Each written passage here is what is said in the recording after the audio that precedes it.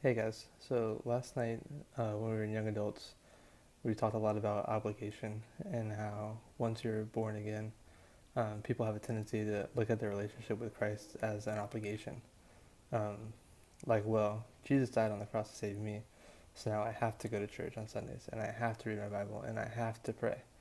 And that kind of thinking tends to get you more into the religion side of Christianity and not into the relationship side. When you're in a relationship, it's no longer that I have to do this or I have to do that. It's I get to do this. I'm given the opportunity to pray and talk with God. I get to go worship and go to church and read my Bible. Um, if you had a significant other, could you imagine how they would feel if you're constantly just saying things like, well, now I have to go do this or now I have to go do that? Um, when you start talking like that, it can really bring down the other person. In this case, it's God.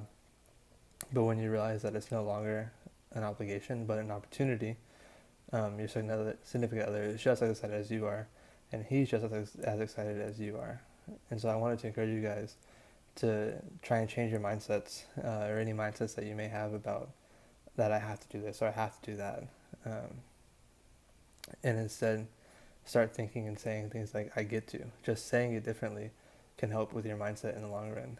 If you speak it over you, it'll help change your mindset overall.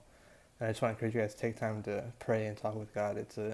It's a big thing, and I don't want to say relearning it, but I've been trying to make more of an effort to do that.